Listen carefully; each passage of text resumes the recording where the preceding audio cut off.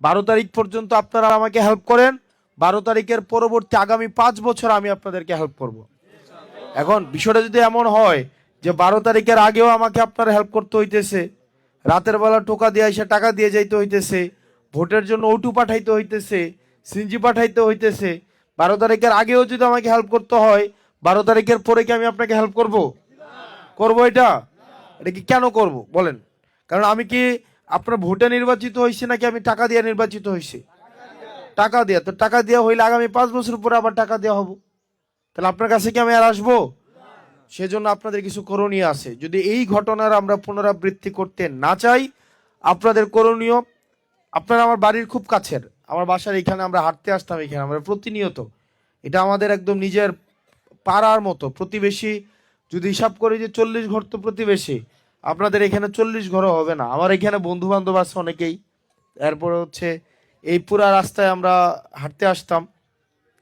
তো আপনাদের কাছে আপনার আমার জন্য একটু কাজ করতে হবে, আপনার একটু মানুষের কাছে আমার জন্য যাইতে হবে।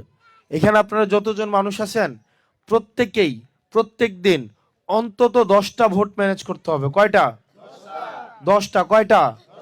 এটা কি খুব কঠিন কাজ? আপনাদের আত্মীয় স্বজন আছে না? আপনাদের বাড়ির মানুষগুলো আছে না? আপনারা সকালে হাঁটতে বের হন না? আপনারা জোরে আসরের পরে বের হন না? এখানে মোবাইলে কথা বলেন না আপনারা? আপনারা প্রত্যেক দিন যখন হাঁটতে বের হন, আপনারা এখন থেকে প্রত্যেক দিন 2 ঘন্টা আমার জন্য একটু হাঁটেন। কয় ঘন্টা? আপনি সকালে বের হন, বের হয়ে 10টা বাড়িতে যান, 10টা বাড়িতে গিয়ে শাপলা কলির কথা বলেন। পারবেন কিনা? পারবেন না? 10টা মানুষকে বলেন। এখানে অনেকে আছে না যাদের ছেলে, যাদের মেয়ে আমার থেকে বড় বয়সের, এরকম অনেকে আছেন না আপনাদের? আছে কিনা? তাহলে এই প্রথম আপনার নির্বাচনে দাঁড়াইছে আপনার ছেলে, আপনি কি আপনার ছেলের জন্য কাজ করবেন না? করবেন কিনা? আপনাদের মনে হয় করবেন না, একদম চুপ মেরে বসে আছে। করবেন না? করবেন তো? যদি করেন তাহলে সেক্ষেত্রে আপনারা প্রত্যেক দিন আমার জন্য 2 ঘন্টা সময় দেন।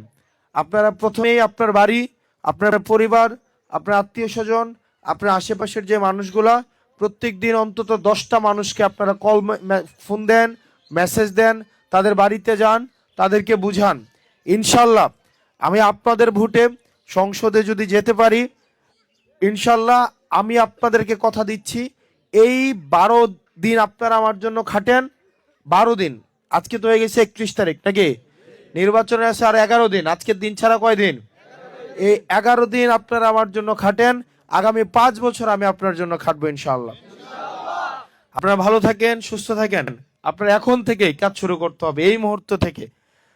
এই মুহূর্ত থেকেই আপনারা প্রত্যেক দিন রাতে ঘুমানোর আগে হিসাব করবেন যে 10 জনের কাছে আপনারা পৌঁছাইছেন কিনা। যদি 10 জন বাকি থাকে তাহলে সবার হাতে এই মোবাইল আছে, আপনারা মোবাইলে মানুষকে ফোন দেন, আত্মীয় স্বজনকে জানান, পাড়া প্রতিবেশীকে জানান যে আবার হাসনাত আব্দুল্লাহকে শাপলা কলি মার্কায় আপনারা আবার একটা ভোট দিয়েন। আর আরেকটা যে গণভোট, এই গণভোটে 2টা ভোটের মধ্যে যে কোনো একটা পছন্দ করতে হবে। একটা হচ্ছে হা ভোট, একটা হচ্ছে না ভোট। গতকাল জনাব তারেক জিয়া বলছে গণভোটে কোন মার্কায় ভোট দেওয়ার জন্য? হা ভোটে ভোট দেওয়ার জন্য। জামাত ইসলামও বলতেছে হা ভোটে ভোট দেওয়ার জন্য, এনসিপি বলতেছে হা ভোটে ভোট দেওয়ার জন্য। তাহলে আর বাকি থাকলো জাতীয় পার্টি। কি থাকলো? জাতীয় পার্টি তো আর পার্টি না, এটা হচ্ছে একটা ভারতীয় একটা চর। এখন ওরা বলতেছে না, তো সুতরাং এটা তো স্পষ্টই বোঝা যায় সারা বাংলাদেশ এখন হায়ের পক্ষে আর ইন্ডিয়া এখন নায়ের পক্ষে। এখন কি আপনি বাংলাদেশের পক্ষে না ইন্ডিয়ার পক্ষে? এখন কি হ্যাঁ ভোট দিবেন নাকি না ভোট দিবেন? সবাই আমরা এবার হ্যাঁ ভোট দিব, ঠিক আছে? আর মার্কাটা হবে কি? মার্কা হবে কি? গণভোটে হ্যাঁ বলি জিতবে, আবার গণভোটে হ্যাঁ বলি, গণভোটে হ্যাঁ বলি। আপনারা প্রত্যেকেই প্রত্যেক দিন অন্তত 10টা মানুষের কাছে যাবেন।